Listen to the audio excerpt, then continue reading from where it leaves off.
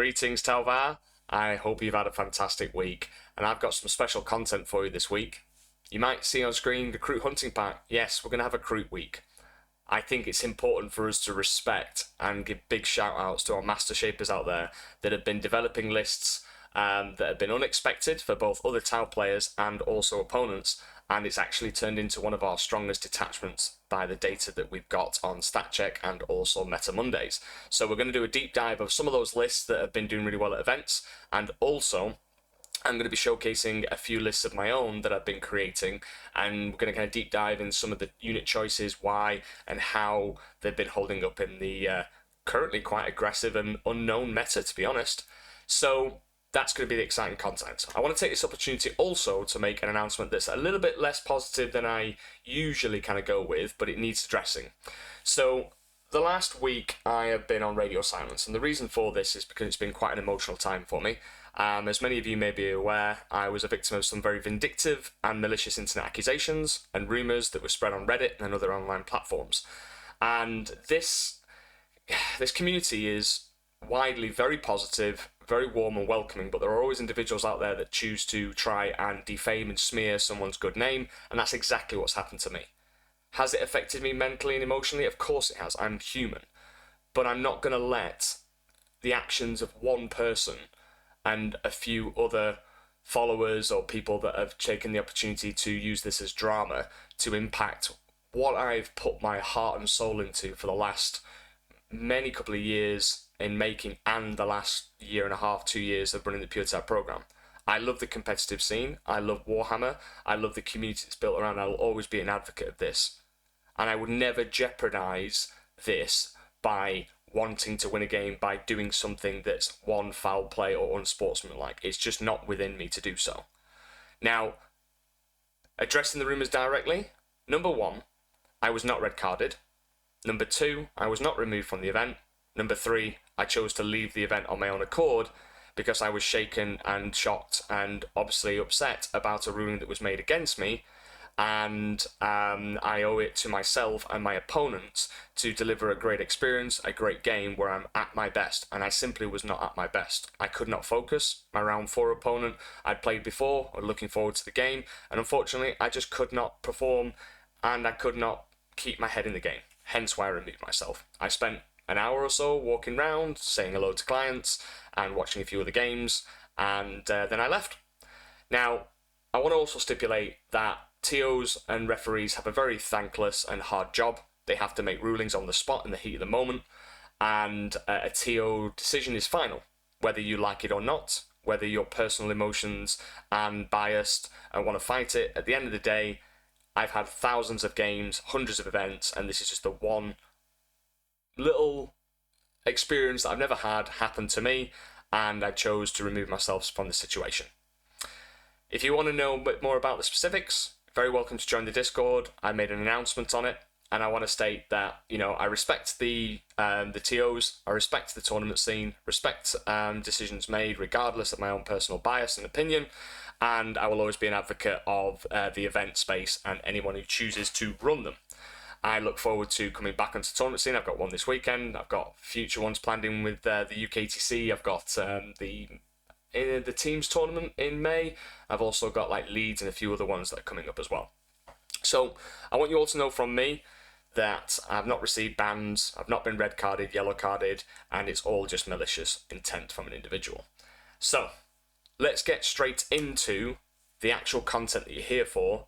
But before I do, I also want to take an opportunity to thank the community that have been so positive and reaching out to me in my time of need and giving me kind words of encouragement. You have possibly been the saving grace for this difficult time and kept my head firmly in place and have helped me when I've been taking some time out. And for those content creators and all the unsung heroes that have sent me messages of encouragement and supporting me, I thank you as well. Not getting involved in this smear campaign has really kind of renewed my faith after being somewhat temporarily shaken, and I just want to really take a moment and thank you for it. So for those involved, for those that have reached out to me, thank you so much. Right, that stuff's out the way now. Let's get straight into Kroot content, shall we? Okay, so let's go straight into, let me just find the right page. Give me 1 second, guys. Just need to shift a few screens around. Right, so the Kroot Hunting Pack. Before we get into this, let's have a look at the Detachment rule. So the Detachment rule is Hunter's Instinct. So each time a Kroot model from your army makes an attack, add 1 to the hit roll if the target of that attack is below its starting strength. And add 1 to the wound roll as well if the target of the attack is below half strength. So I see a lot of Kroot lists that have kind of fielding some tower units in there. And that's their way of dealing with like anti-tank and stuff like that. But actually, a Kroot army can be quite self-sufficient when you layer levels of attack. And using things like grenades or just plink fire shots. And the moment you get something below half strength, your shooting becomes very potent. And even the things like the Krootox Riders can be quite nasty with a couple of stratagems as well. So I actually want to run a Kroot army without any tower units, and I have been doing in my test games to really see the power of just like soloing it. Can they be self-sufficient, or do they need like designated anti-tank pieces like a hammerhead? And there's been a very well-known tower player who has been running Kroot literally non-stop, and he's done very well at Sheffield Super Major, and he made the top cut. And he wasn't running like hammerheads and stuff, it was just pure Kroot, and we'll get onto his list in a second. So I think this is a really powerful detachment rule, and when you start to layer it and factor it into your battle plans, you'll be quite surprised, put it that way. And then the second part of the detachment rule is skirmish fighters. So Kroot models from your army have a 6+ invulnerable save against melee and a 5+ against ranged attacks. So Kroot aren't known for their durability, so having this invulnerable save army-wide is much needed. I don't think it would hurt if the 5+ invulnerable save was also just across the board, rather than having 6+ in combat and 5+ in ranged, but it is what it is currently, and I still think it holds up. But I would kind of like a 5+ invulnerable save army-wide, just stating that here. So the enhancements, you've got a couple. You've got the Borthrod Gland. I find that this is situational. The Borthrod Gland is effectively, your Flesh Shaper has a rule where it gives them sustained hits on a 6. If you give them this upgrade with the Flesh Shaper, you can get 5+ on critical hits, so it'd be 5+ to hit, you get sustained. And it's melee, not shooting. The Kroot Hawk Flock is pretty much automatic, it's only a 10 point, and it gives the bearer, ignores cover, and also any models in the unit, and no deep strikes within 12. So it's like Darkstrider's ability. I think this is really good, but we're kind of seeing it on a lone spear, because he can just be alone up himself, and you can never interact with him from coming deep strike and shooting him, and so on and so forth. And you can't charge him because you can't set up within 12. Nomadic Hunter is another really good one. It's a 20 point upgrade, so it's the most expensive out of the options that we've got. But adding it to a Trail Shaper, because that's the only model that can take it, and it's while he's leading the unit, add 3 to the move characteristics, and they gain the Assault. Now the Assault is quite cute, but it's mainly for the +3 move. So a Kroot unit is movement 7, so going up to movement 10 is quite good, especially when you've got your Scout move 7 as well. So you could go 17 inches if you go first, Scout move 7, move 17 and charge. So that in itself is what, 29-inch threat range max if you roll boxcars and you charge. So I think that's a really good upgrade. And then finally, the Root Carved Weapons is quite a spicy one for me. The Root Carved Weapons is Warshaper only. You can give him precision and devastating wounds, and he's got, in a world of 40k where it's got, you know, high-tech weaponry, rail guns. Nah, this guy wants to take his bow and have some fun. So I like this one, 10 points. It's really good on a Warshaper. Okay, so that's the enhancements and detachments. The stratagems are Join the Hunt. It's a regen strat. So Kroot Infantry or Kroot Hounds, you can pay 2 CP and you can basically bring back the unit. Now, obviously, this is once per game, as per the changes, and I still think it's good, and I still think you do it so that you can bring in a unit past the normal turn 3, because they were on the battlefield and they die, and then you can place them into reserves and you don't have to come in the next turn. So it's pretty good for like late game, and you can kind of build your list around knowing that you'll just get a unit of 20 Kroot back. So rather than putting in too much Kroot, you can always just say, well, I'm spending 2 CP on bringing back a unit anyway, so it's as if I'd just spent 130 points. So this stratagem is definitely something that you want to build your list around. Trap well laid. Shooting or fight phase, I find that this is kind of a little bit difficult to pull off in the fight phase because of interrupts that an opponent can do.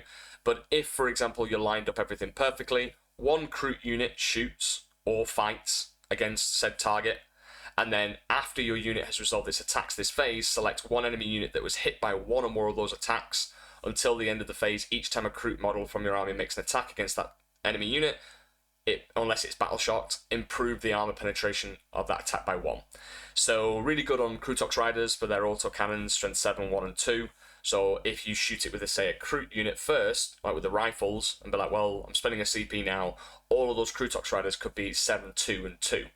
And Kroot don't have any ways of ignoring cover apart from that Kroot Hawk Flock, an enhancement, which is only for either the model or the model in his unit is leading. So if you take it on a Lone Spear, it's only ignoring cover save on him, on his attacks, but if you take it on like a Kroot character, then the whole unit could ignore cover. But you're AP 0 anyway, unless you spend the stratagem. So I find this one's situational, but it can have some value. Sorry, I've just drank too much Iron Brew. EMP grenades. So this one's actually quite good. Kroot grenades unit, so pretty much that. So Kroot carnivores, Farstalkers, Rampagers, and Riders. If they're within 8 inches of a vehicle, you can spend this stratagem, and shooting phase or fight phase, it's either -1 weapon skill, worsen the weapon skill and ballistic skill of that enemy vehicle unit by 1 until the end of the phase. So you could make them -1 ballistic skill, and then because you got stealth pretty much everywhere on like the Kroot infantry, anything but the Riders and the Rampagers, they have stealth. So -1 to hit and -1 ballistic skill. It can be quite funny making a, say, a Rogue or Dawn hit on 6s. Grizzly Feast. This is quite a cute one, but what you can do is the fight phase, 1 CP, 1 Kroot unit from your army that destroyed 1 or more enemy units in your opponent's next command phase. Each enemy unit within 6 must take a battle shock test. If the unit taking that test is below half strength, subtract 1 from the test. Enemy units affected by this stratagem do not need to take any other battle shock test in the same phase. So again, it's situational, but could be clutch. Making people battle shocked means no actions, means no OC, so on and so forth. Hidden Guerrilla Warriors basically fall in the movement phase. You can fall back, shoot and charge. And then Hidden Hunters gives a Kroot unit lone op 18. So that can be really good to keep your Rampagers still in the game by being deployed out in the open, as long as you're pre-measuring threat ranges to make sure that you can stay outside of 18 inches against any vicious attacks coming at you. So that's a bit of a rundown of the stratagems, so bear them in mind when we're talking about some of these lists that we're going to go through, because a lot of these lists will be designed around these stratagems or enhancements. So let's get straight into it. So give me a second while I just switch screens.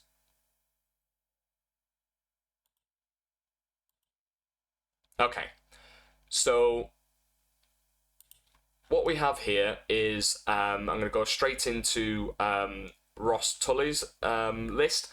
So he ran Kroot, and he went 5-1 at the Sheffield 40k Super Major, 208 players, 5 rounds. So he went up against the best of the best. And let me just find his list, give me 1 second. Right, so Ross Tully. Krooty want that juicy booty. This is his trademark, and he's been running almost an identical list for at least the past 3 or 4 events, and I had the pleasure of sitting down with him and chatting to him this weekend, and trust me, we were having a right laugh, and I can see why he's doing really well with it. He's perfected his craft, and honestly, Ross, hats off to you, buddy, massive respect. So his list is an Ethereal, Two shield drones. Most of the time, an ethereal will be solo because he's got no other Tau units to join. You might see in some lists it might take like a strike team to be bodyguards, but generally it's just for that CP generation to keep the CP train going for Kroot, because they do have a lot of stratagems you want to do all the time, and there's some other ways as well of making stratagems free with a War Shaper. So he's taken a Flesh Shaper, just a standard backbone 45-point model, just to give the Kroot unit a 6-up feel no pain, and sustain hits in combat on natural 6s to hit. He's got a Lone Spear with a Kroot Hawk Flock, like I said. It allows him to ignore cover and also no deep strikes within 12, so really good at blocking out board space. And notice that he's taken the Kroot Long Gun. Now, most people will go with a Javelin, including myself, because I like it. It's strange how it's strength 10, AP 2 damage, D6 shots blast. But specifically, Ross has gone with the Kroot Long Gun because it's got precision, and I believe the profile of it is 6, 2, 3 or 2. Give me a second while I just load that up. Range weapons, yeah, 6'2", so it's got 36-inch range, 1 shot, heavy precision, hit on 3, strength 6, AP 2, 3 damage. But obviously, he's got the Kroot Hawk Flock on there, which means he ignores cover, so it'll be AP 2, flat 3 damage, precision. So a way of sniping out characters, and we're going to get on to a little bit more about that in a second. He's then also taken 2 Trail Shapers, and Trail Shapers are great because they've got 2 things going for you. Number 1, they have a reactive move. A standard reactive move is not a stratagem. If you end within 9, like a move, a fallback move, an advance, you can do a reactive move with D6. The other thing that they have is redeploys. Now, the redeploys have to happen before knowing who's going first. But you can put stuff into reserve that wasn't already in reserve, that was on the board, or you could reposition them around. The way that it works is the Trail Shaper gets to redeploy him or the unit he is attached to, and another Kroot unit. So as he's taken 2 Trail Shapers, essentially 2 Trail Shaper units will be able to redeploy, and then 2 other Kroot units. So that's effectively 4 redeploys before knowing who's going first. But one of the Trail Shapers has the Nomadic Hunter, which is the +3 move and assault. So you could expect that to be in a big 20-man going 10 inches movement plus a charge. So at any given time, it's a 22-inch threat range. Again, that does rely on like a 12-inch charge, but it's just giving you the maximum threat ranges. And then if you factor in the scout move of 7, if they go first, that goes up to 29. So pretty good on a big unit, and all Kroot are OC2 in the battle line in this detachment. So I like this. And then you've got a Kroot War Shaper with a Dart Bow and Tri-Blade, and he's got the root carb weapons. So what does this do, and why is it taken? So the Shaper's ranged weapon is anti-infantry plus assault heavy, and it's a 24-inch range Dart Bow and Tri-Blade, and it's D3 plus 1 shots. Hitting on 4s, strength 4, no AP, 2 damage. Now, the root carb weapons gives you precision and devastating wounds. So because you've got anti-infantry 3+, that means that if you assumed that, let's say, D3 plus 1, statistically you might be thinking, okay, well, 2 will hit. Or if he gets actually 3, maybe 2 or 1 will hit. But there's ways of re-rolling from the Lone Spear. When the Lone Spear shoots or a target, any other Kroot units targeting that target has full rerolls to hit. So you're going to be doing D3 plus 1, the average shots is going to be 3, full rerolls to hit, and if the unit is below starting strength, you get +1 to hit, so you go from hit on 4s to 3s with full rerolls. And then once you go into the wound step, if you're targeting anything that's infantry based, on a 3+, you're doing just dev wounds of 2. So let's just say you hit 3 times, so it's D3 plus 1, so it's going to be 3, 2 will hit guaranteed, and then you'll be getting between 2 and 4 dev wounds. But if you spike for whatever reason, you could potentially be doing 4 to 6, maybe even 8 dev wounds to a character. So your opponents have got to be really careful in terms of where they place their characters, and small buff characters usually only have 3 to 4 wounds. But this guy can absolutely snipe important characters that are a linchpin of your opponent's defenses or offenses. You imagine imagine a Blade Champion being sniped out for this. Well, okay, sorry, Custodes. Whoopsie, you've lost all the abilities of your Wardens, your advance and charge, so on and so forth. And just because a Kroot warship has turned up to the battle with an awesome bow. So I really like this. And then in terms of his battle line units, he's gone for 2 units of 20 Kroot. And obviously you can take the 2 Tangle Bomb launchers for 1 Tangle Bomb launcher for every 10. So because it's unit 20, you've got 2 Tangle Bomb launchers, and the Long Quill's got the Kroot Carbine, which is just a normal bolter, but it's damage 2. So you've got 2 units of 20 Kroot, and then 4 units of 10 Kroot. So think about this. Why has he not gone full 20 mans everywhere? And also, just think about that, and also look at the characters. He's got 1, 2, 3, 4, 5, 6 characters. The rest of his list, so infiltration is really important. So we've got 2 units of Farstalkers, the Dogvright Skinner for the Flamer. It's got 2 Hounds. They're a great little unit to, 1, block off quite a lot of the board. You can block off an entire of No Man's Land with a unit of 12 Farstalkers. So, you know, that can shut down the enemy's plans to infiltrate themselves. And even if you do lose them, because you've gone second, you could always potentially revive them, but probably not, because you're only going to have 1 CP, and it's 2 CP to bring the unit back, so think about that, that wouldn't work. But genuinely speaking, just having an 85-point unit to block out all the infiltration, even if you do lose them, is a good investment. But he's got 2 units of these, so I like the Farstalkers because they've got lots of utility. Believe it or not, when you layer in their ability of they pick a bounty at the beginning of the game, so let's just load up their actual rule. At the start of the battle, select 1 unit from your opponent's army. Each time a model in this unit makes an attack that targets that unit, that attack has lethal and precision. So again, there's a lot of precision built into this list, and lethals, and if you factor in the fact that you could do full rerolls to hit with the Lone Spear, could certainly make this unit hit way harder than it should. So again, when I said like really look into the combos, the stratagems, the abilities, the data sheets, you start to get a bigger picture of actually what this army can do. And I think opponents aren't expecting a lot of this stuff coming from Kroot, because people still see Kroot as a meme. And, well, they're not a meme. They are a very potent detachment and can absolutely catch people off guard. Outside of that, they're just standard kind of Kroot guns at strength 4 with a special flamer or laundry trail blaster, whatever it's called, trigger blast, which is anti-vehicle. But most of the stuff, it's like just strength 4 guns and then a flamer D6 for 1-on-1. But note that the 2 Hounds have faster movement, so you can kind of get a little bit of extra reach with this unit because you've got 2 Hounds in there. And he's got 2 units of Farstalkers. Then we've got 3 units of Kroot Hounds. Now, Kroot Hounds are pointless, you might say, because they're OC0. No, they're not, because they have a few rules that can help them play the game at 40k. So, Hunting Hounds. While this unit is within 12 or 1 or more friendly Kroot character models, the objective control characteristic of the models in that unit is 1.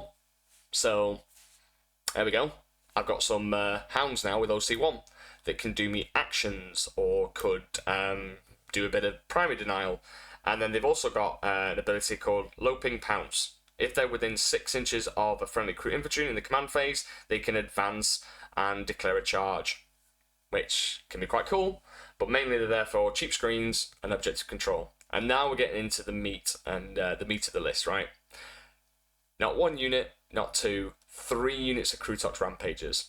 They're just amazing. Rampagers doing mortal wounds on the charge for every model that's within engagement range, and then hitting you with 4 attacks per Krootox. So in a unit of 6, they'll have 24 attacks, 6, 1 and 2, sustain hits, and if you layer the full rerolls to hit with the Lone Spear, because the targeting thing that the Lone Spear has is for the rest of the turn, it's not phase locked. So it says here in the Lone Spear's ability, advanced scouting. Each time a model of this model makes a ranged attack that hits an enemy unit until the end of the turn, each time another Kroot model from your army makes an attack, you can reroll the hit roll.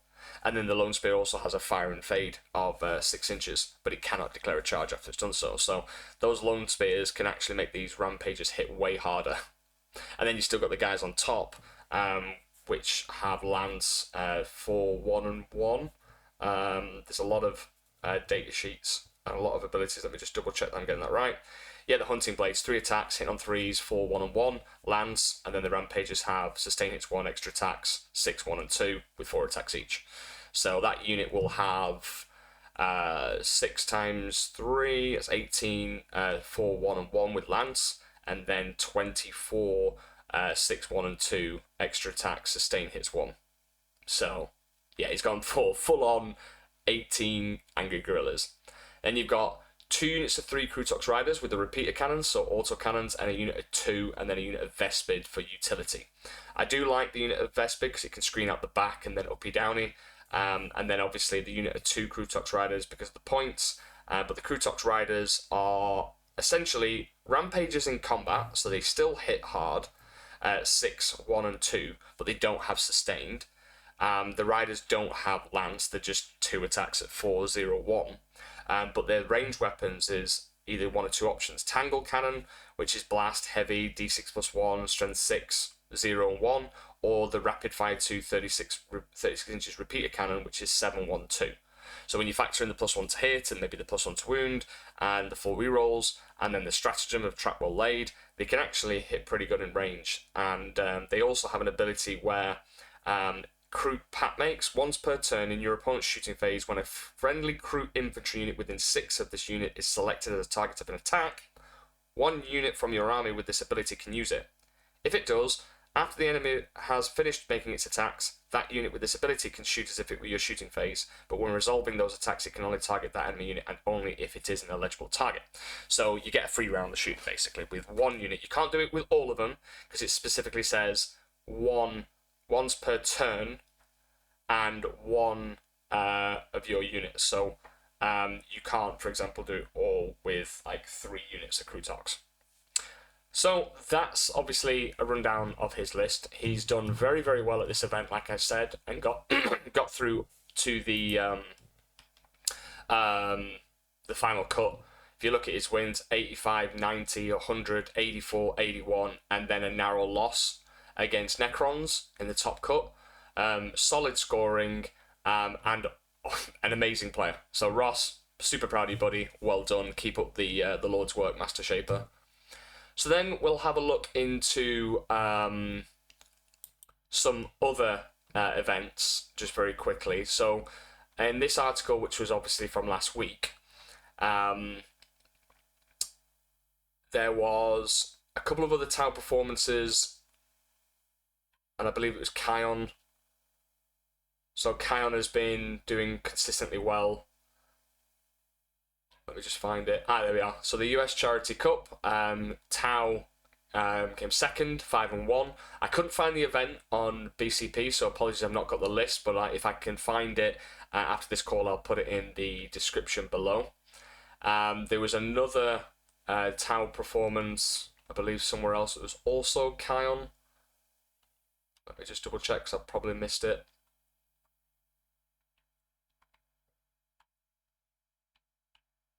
Yeah, Kion, there we are. And the Warzone took a brewing. A Tau player went 4 and 1, and he ended up finishing 4th. That's Ken Edwards. And Ken Edwards took Please Let Me Split Fire GW, please.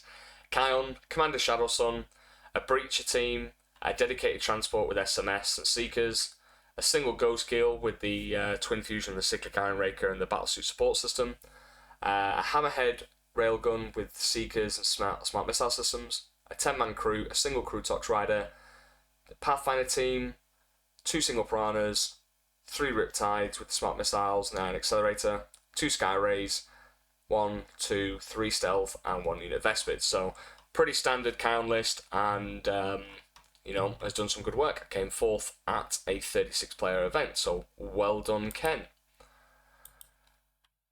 So I also had a quick look into, speaking of Kion, very quickly, I had a look into the Saffron Slam Teams 3, which happened in the UK, and there was Rob Shatton from the 40k Gaming BFS group, and he took Kion, I believe, as well.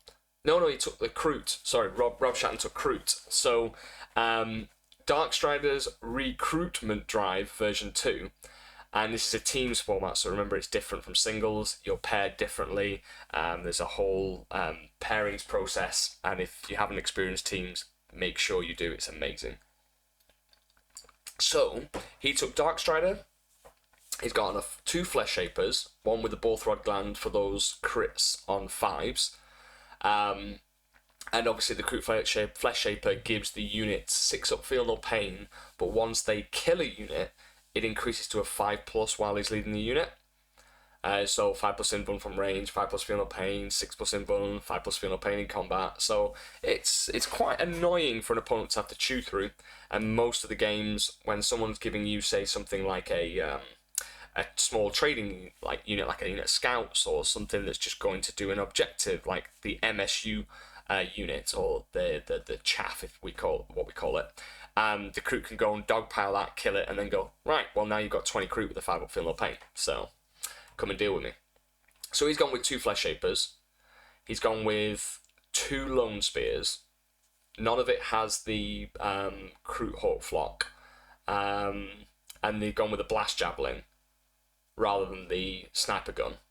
You've got 2 Trail Shapers, one with Nomadic Hunter and 1 Barebone. Then you've got the War Shaper without the enhancement. Now, the War Shaper has an ability where at the start of any phase, it can unbattle shock a unit, and also if you're targeting that unit as part of a stratagem, he can do it's basically reduce the stratagem by 1. Let me just double check his abilities. Once per battle round, 1 unit from your army with this ability can use it when it's targeted with a stratagem. If it does, reduce the CP cost of that usage by 1. Yeah, and then Root of Honor, once per battle at the start of the phase, you can select 1 friendly Kroot unit that is battle shocked, and within 12 of this model, that unit is no longer battle shocked. So, quite good. Then he's gone with 2 units of 20 Kroot, 1, 2, 3 units of 10. He's gone with a Hammerhead Railgun with the Seekers and Smart Missiles, a unit of Filestalkers, a single unit of 5 Hounds, 6-man Rampager, 3-man Rampager, 3-man Rampager, 3 Krootox Riders, 3 Krootox Riders, 2 Krootox Riders, a unit of Stealth Suits, 2 units of Vespid. So, a bit more utility, 1 Railgun Hammerhead just to make something go away, and then the Stealth Suit unit is there to obviously guide, but could also help with Rapid Ingress. Now, the Rapid Ingress is a great trick to especially bring in 6 Rampagers on a flank that weren't expected, and then you can go and actually deliver them into combat, which is where they want to shine. So, nice list, Rob. And good to see that you're using the Kroot Hunting Pack. Now, let me just double check that I've gone through that. Options list. Yeah, right then. So, it is time to go into a list that I have created, and I'll give you my thoughts on why I've taken certain things in the list, and yeah, let's have a look into it. 1 minute.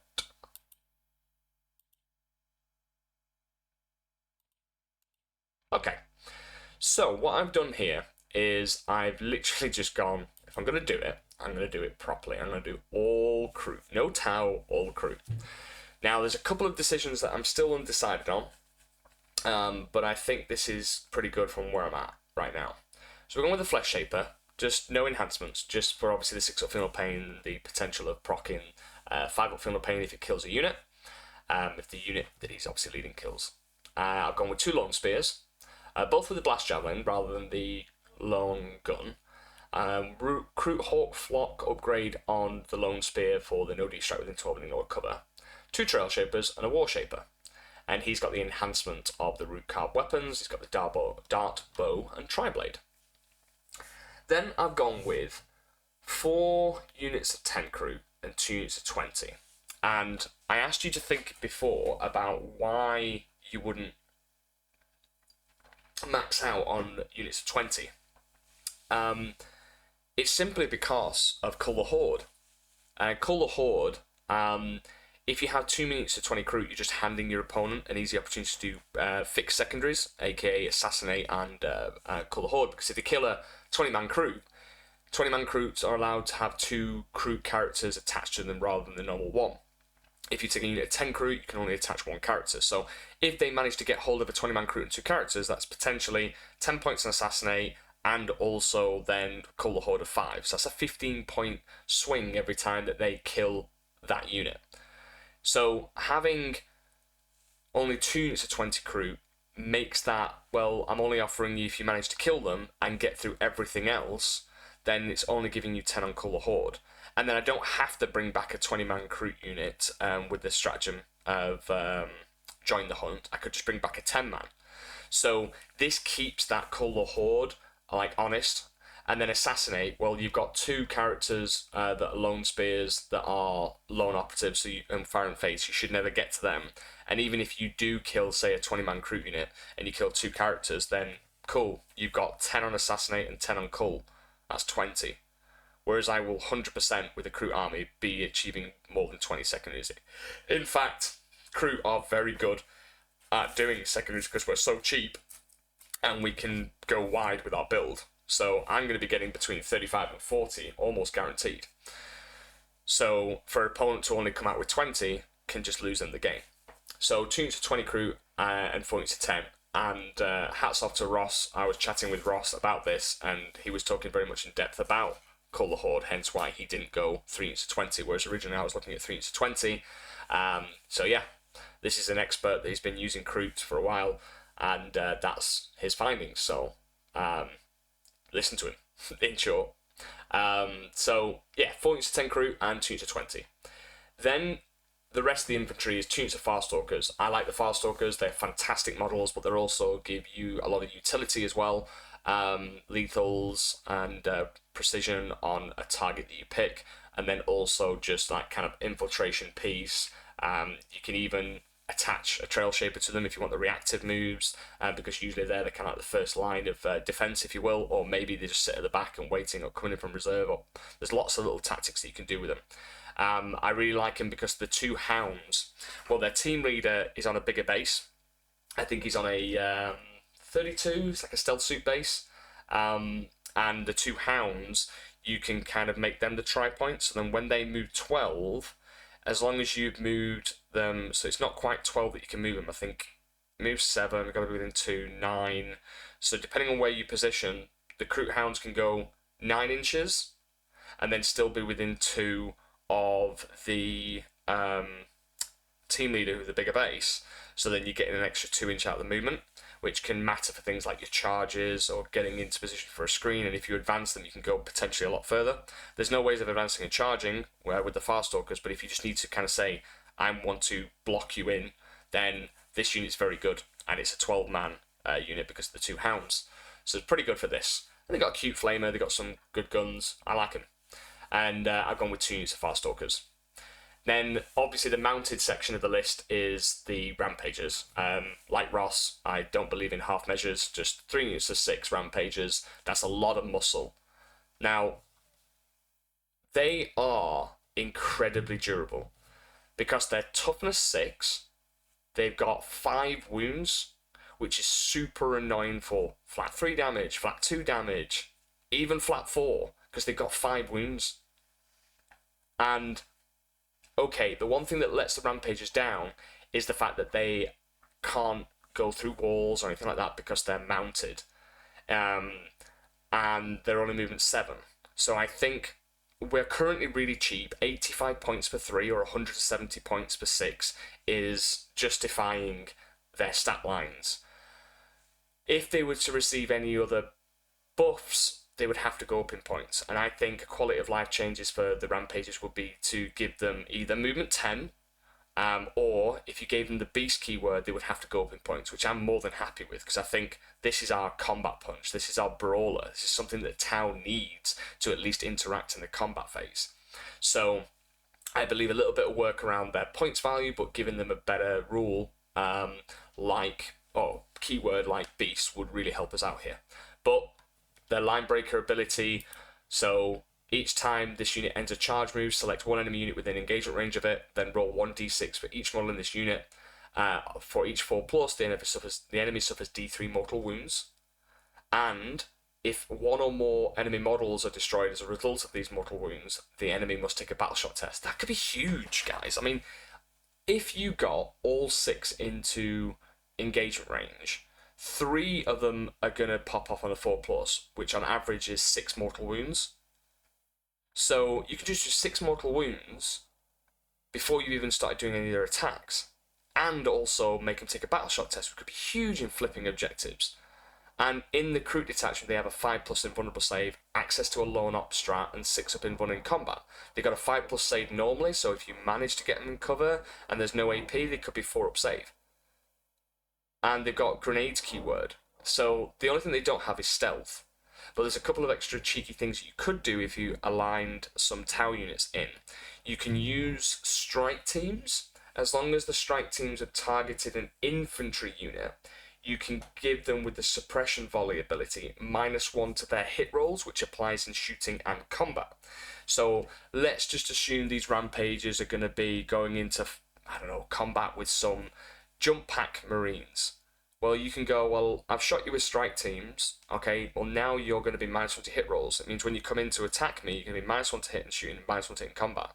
So you can give that little bit extra durability to rampages and Kroot riders that don't innately have stealth.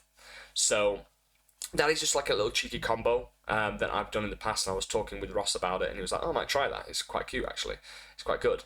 So yeah, but rampages just generally for the points cost are super efficient. They are the backbone of this army. They keep people honest because nobody wants to receive, all these attacks at 6, 1, and 2 going into the face, and potentially 6, 2, and 2 if you did the trap well laid, but it's a little bit harder to pull off. So then I've got 3 units of 3 Kroot riders. Very much point-click kind of list. I want all of the monkeys, all of the gorillas, let's go. And you've got 18 rampages and 9 Kroot riders. So the 9 Kroot riders are still beasts in combat. They 6, 1, and 2 as the rampages are. They just don't have the sustained, and they don't have the mortal wounds on the charge. But they're still toughness 6, 5 wounds. So I've got a lot of meat in this list that is really hard to chew through efficiently. And on top of that, I've got all the bodies and a regen strat. Then, just to add to the rest of the list, I've just got 3 units of 5 hounds for utility, for screening, for secondaries. So, from a unit count point of view, and this is something that you'll have heard quite a lot in terms of how many units do you have in your list, are you kind of doing that sweet spot of like 19, or do you have like 21 units? If you assume that the Kroot characters are assigned to their 20-man units, I've got 2 lone spears, that's 2 units. I've got 1, 2, 3, 4 units of 10 and 2 units of 20. So that is 1, 2, 3, 4, 5, 6, plus the 2 lone spears, so that's 8. Then I've got 2 fast units, that's 10. Then I've got 3 units of rampage, that's 13. Then I've got 3 units of Kroot riders, that is 16. And then I've got 19 units in total when you add the 3 units of hounds. But I can bring back a unit for 2 CP, and I've just got reactive moves everywhere. I've also got lone op stratagem, and I've got tough, durable units, and I've got plenty of small units to do actions and whatnot. So the reason Kroot is so powerful right now and doing very well, in my opinion, is that you are able to play trading resource better than anyone else, because you can just go, okay, cool, well, I'm trading some Kroot, I'm trading some Kroot, I'm trading some Kroot. Like, it doesn't matter, they're a 65-point unit. I'm also then blocking you from scoring. All my Kroot battle line units, Kroot Carnival squads, are OC2. My rampages are OC2. My Kroot hounds can suddenly go to OC1. So I've got a bazillion OC. I've got like what? 20, 40, so that's 80. I've got 160 OC just within my battle line. I then got 20 OC from the Farstalkers because the Kroot Hounds are OC 0. And then I've got 15 OC so from the Hounds if they're within 12 of the characters. So that's 160, 180, 195, and then I've got call it. Then I've got the characters and stuff, and then I've got my rampagers and the Krootoxes. Let me just do a very quick calculation. They're OC2 times by 18, plus 2, 4, 6, 18, plus 195. I've got 250 plus OC in this list, plus the regen as well, and stealth, and scout move 7 for my entire army. So this is a definition of a stat check list that the meta is not prepared for right now. And it scores high.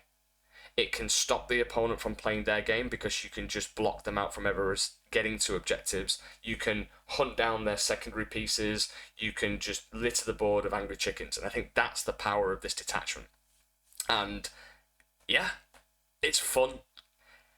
It is an expensive army or detachment to build because there's a lot of, like, you know, rampages are expensive and it's a lot of models. It's very, very time intensive to build and paint this. But if you've got a Kroot box or two sitting and you want to kind of do something about it, then now's the time. But even if you want to have more of a kind of like a balanced list with, say, some Tau units, you can drop a few things and put in some like railgun, hammerheads, maybe a crisis team to fulfill a very specific role if you don't quite have as much Kroot, but you will need to make sure that you have the rampagers. I think you can get away with 633. You want to at least have 2 units of Kroot Riders, and then I'd say probably between 60 and 100 Kroot, including Farstalkers, to make this detachment work for you. And then the rest can obviously be, you know, your Kroot characters, and a bit of Tau units in there as well.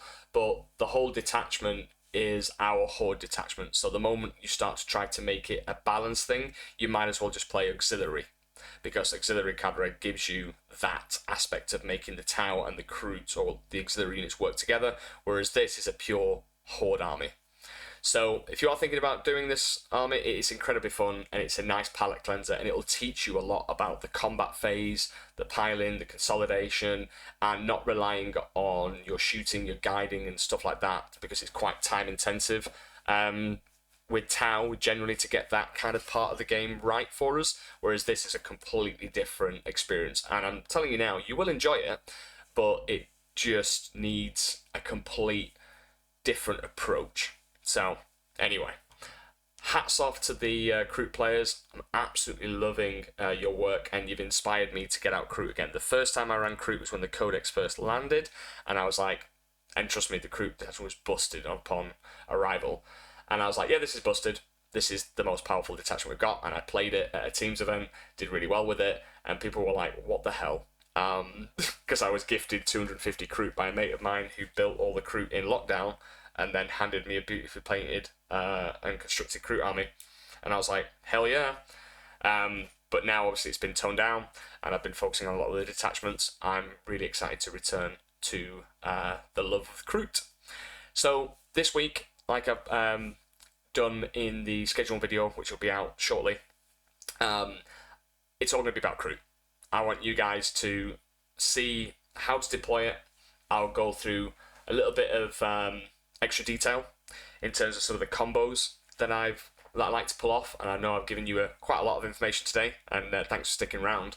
But there's way more things that you can do with this detachment, and I will be doing videos on how to build a balanced list, how to deploy it on all-terrain formats like UKTC, GW, and WTC, and yeah, I think I've got an RTT at the end of the month that I'm going to be practicing a archetype list with Kroot to see if it holds up in the upcoming month or so before the UKTC ITT Teams tournament. So there's a lot of things that are happening that I'm just kind of like balancing in terms of which detachment do I want to showcase. I've got the Glasshammer event this weekend. I'm going to be running Retaliation Cadre because I think that the percentages are showing that we're really low with Retaliation. I don't think that is an accurate representation of the strength of this detachment. So I'm going to give it some love, and I'm also going to be playing around with the Angry Chickens. But anyway, guys, thank you so much for all your ongoing support. You can do the usual and support the YouTube algorithm, like, comment, subscribe. What are your thoughts on Kroot? Are you a fan of Kroot, or are you just wanting Gundam robots?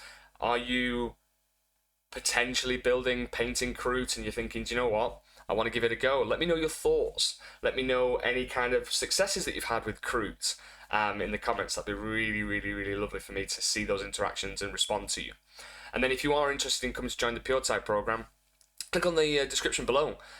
We've had some fantastic feedback in terms of the videos that I've been doing. You know, the short, digestible 15-20 minute videos on how to deploy have been going down like an absolute dream. It's been really helping newer players understand why you should deploy in such a way, and how you can pull off certain maneuvers as you're prepping for them. So I always say that, you know, if you fail to plan, your plan will fail. So I think these videos are going down really well, and I've got some exciting content to talk about going into the rest of this month and next month. So stay tuned for more. You can click on the description, takes you to what website, choose the package that's right for you. Community's free, of course, because I just love to have people talk about Tau in a safe, welcoming spot, and you don't have to pay me a single penny. And if you want to kind of enhance your gaming experience and really go to that next level and help, you know, you perform better and understand, you know, how you can improve your 40k experience and gameship, then choose any of the Pathfinder, Shasbrain, Chassels, and I'll be happy to have you on board. And if you have any other questions, feel free to DM me. So guys, enjoy the rest of your week. Look forward to the exciting content I've got coming up, and I'll speak to you all soon. Take care, everyone. Thank you.